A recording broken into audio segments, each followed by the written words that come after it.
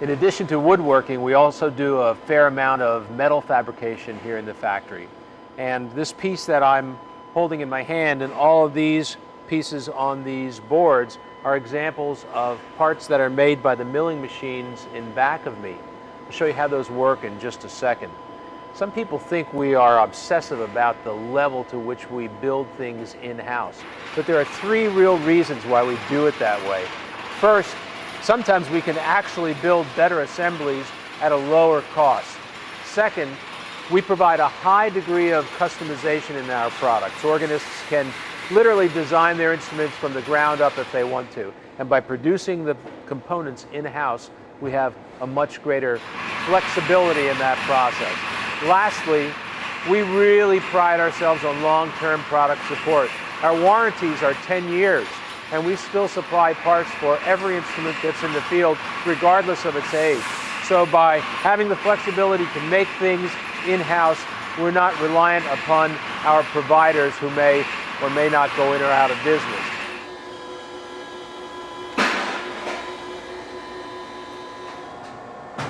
In addition to milling, we also bend and powder coat sheet metal covers for a lot of our components here in the factory.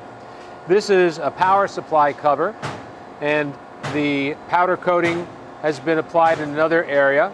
The operator in back of me is stamping out sheet metal that will be used for another power supply and its cover. By covering all of the electronics with sheet metal like this, we provide a protection from any kind of contaminants or even rodents that can get inside of a console. So these are safety precautions.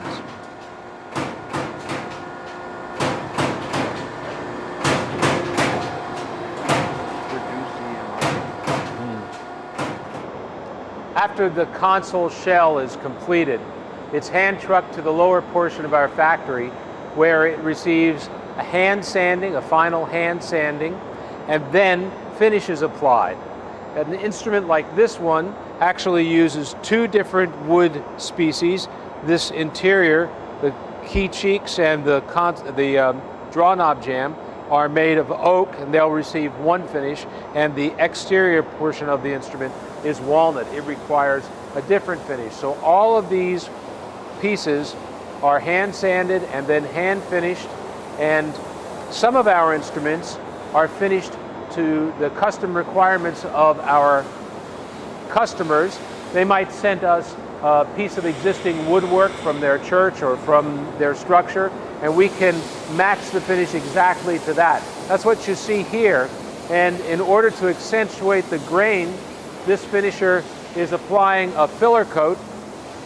You'll see that on the portions of the console where the filler coat has not yet been applied, the grain seems rather light, but after he applies and then removes the filler coat, the grain is going to be accentuated. The opposite side of this console has already received the filler coat, and you'll see that the grain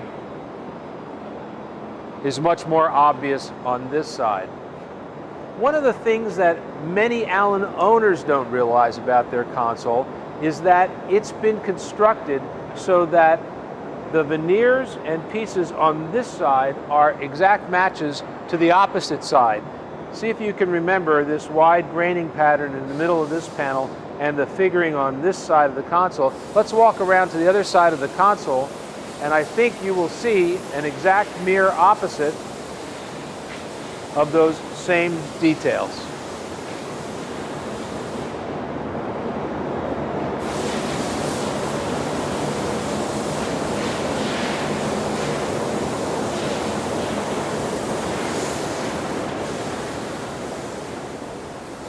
The final step in finishing is to shade the console. And what you see this finisher doing is applying a shade coat and comparing it to the standard for this particular finish. The sample that he's holding in his hand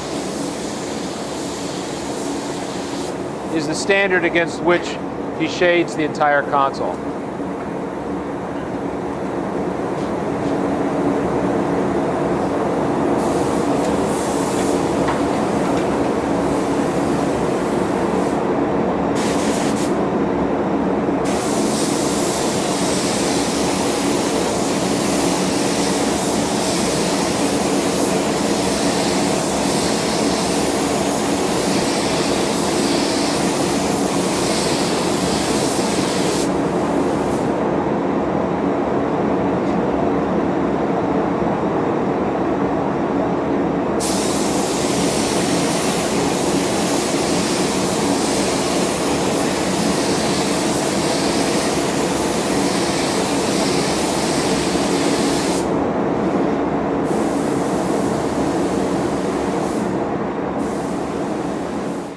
An Allen draw knob is itself a work of art and another example of the high degree of custom capabilities we offer to the customer.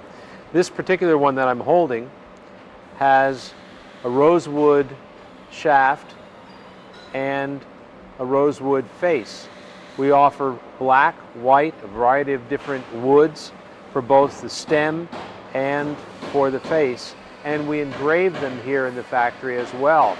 The tray next to me has engraved faces for the stops required for one of our 3 manual instruments, a 343, and all of these engravings were done on the machine next to me. Ultimately, these engraved surfaces will be filled with a color ink. You see here we have a white ink in the completed draw knob. The engravings can be white, black, red, green, depending on the functionality and preference of the stop and the preference of the customer. So let's see how the engraving's done. We've got a laser engraver here that works similarly to an inkjet printer for a computer, and the control program is done from the PC over on the table to the left. That PC knows the names of the engravings that are going to be produced on these wood draw knob faces that are in the engraving machine.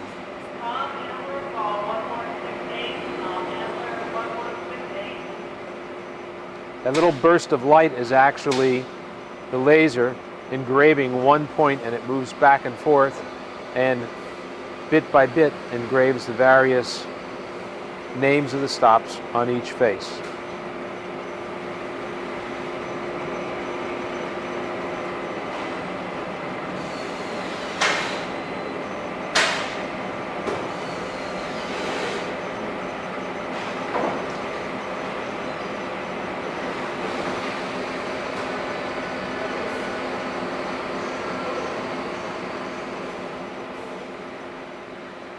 We offer a variety of fonts and styles of engravings, and the customer can choose a number of different finishes and options for just the draw knob faces.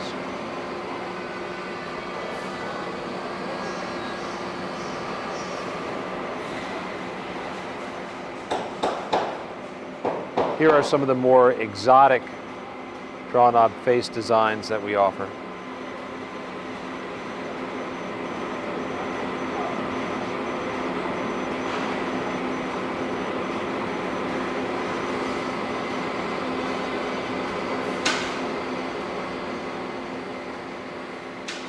You've already seen the extruded aluminum keyboard beds of Allen keyboards being manufactured. And here we show you the actual key sticks themselves in various degrees of assembly. A key stick starts as a blank piece of wood, and then it goes around the trolley track of this custom-made machine, and at each milling station an additional route or drill is made, or the felt bushings are applied, or the pivot pins or guide pins or contacts or key surfaces themselves are assembled. But in one ride around the loop here, a key stick goes from start to finish.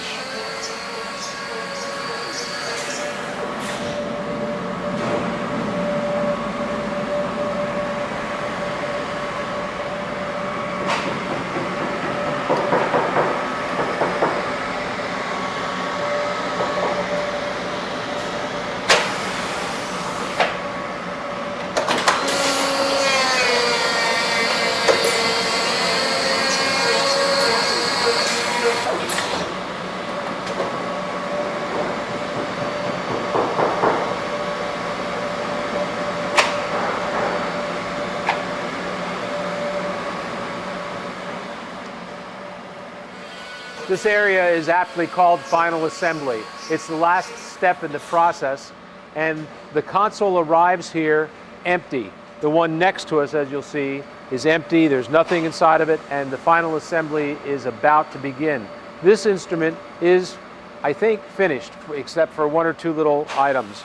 And what you'll see is this console has been filled with amplifiers, power supplies, On this side, AC distribution box, and right here, structure that looks like a server. This is the tone generation of the organ. This is the heart of the instrument. This is where the sound is produced and then mixed, and then it's output through these cables, these white cables, which then go to the amplifiers and ultimately to the speaker cables that power the speakers out in the lofts of the organ.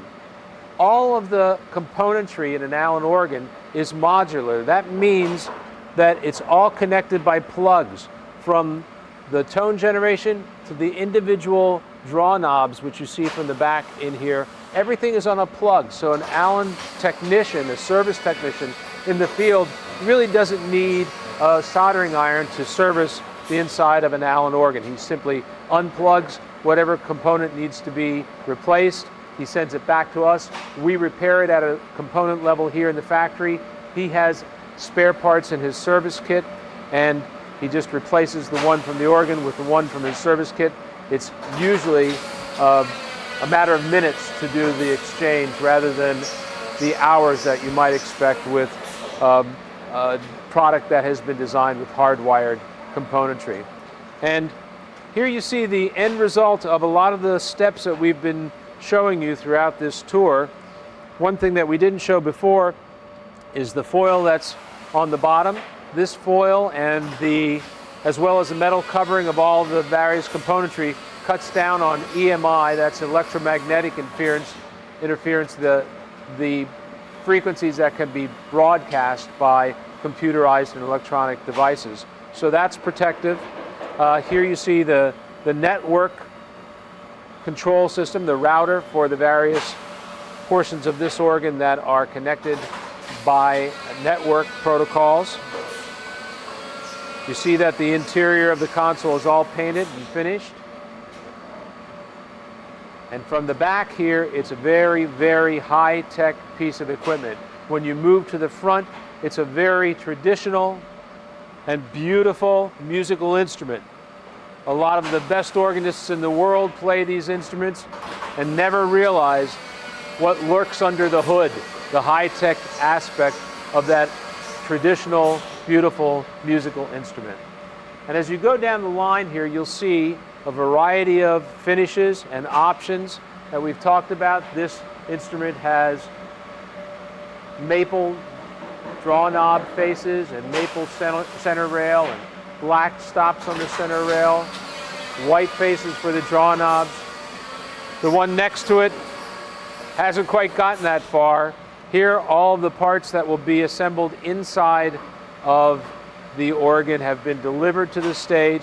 This instrument won't move from now until the time that it's completed. It will stay right here, and it's assigned to a single worker who will then make all of the assemblies, insert all of the assemblies and connect them all. So when this one is finished, it will look much like the one that's just next to it. As we move down the line, we see a variety of sizes and colors. Here's a 5-manual instrument. This actually takes 3 organists to play it at one time. No, it's not true. One organist, but 5 different keyboards to move around on.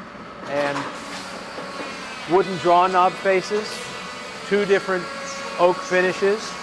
The one next to it has walnut on the outside, maple on the inside, different kinds of draw knob engraving. So every Allen organ is unique.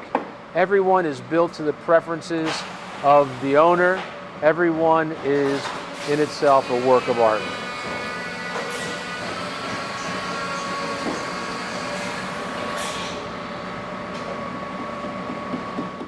After the assembly of the organ is completed, each instrument is moved into a test room like this one, where it's connected with speaker cabinets like the ones that will be shipped with the instrument, and it's tested. The sounds are leveled, the keyboards are adjusted, all of the functionalities of the instrument are verified, and that process in itself can take a day for a very small instrument. It can take much longer for a large or custom instrument. This instrument that we're looking at is a custom instrument because it's been designed to operate a pipe organ. As you may remember at the beginning of the tour, I mentioned that part of the success of our company is our ability to create pipe organ sound, convincing pipe organ sound. There's no more acid test of that than putting Allen sounds side by side in the same installation with a real pipe organ. And our ability to produce and compare under those circumstances is so good that an increasing number of our customers are churches and individuals who already own a pipe organ and need a new console. So we will design a console that will operate their existing pipework and provide them some number of digital stops as well. The speakers for the digital stops are usually hidden up in back of the existing pipework, and so the end result is the pipe organ plays, new sounds play and meld with the pipe organ, and the customer seems to have gotten a much larger instrument in the process, not just a new console. This large board that's next to the console is the interface between the console and the pipes. These boards that you see here actually produce the voltages necessary to operate the electromagnets underneath the pipes. Each pipe typically has an electromagnet that opens and closes the air passage and allows the pipe to speak. So when the player presses a note, the electromagnet opens, allows the air to go through. When the player releases the note, the electromagnet closes and stops the sound. So just this board is required just for the translation of the digital information from the console to the analog DC voltage necessary for the operation of the pipes. And in each of our pipe combination instruments, the design and architecture of this board is slightly different, and the layout of the draw knobs necessary to operate the existing pipe organ can be different as well.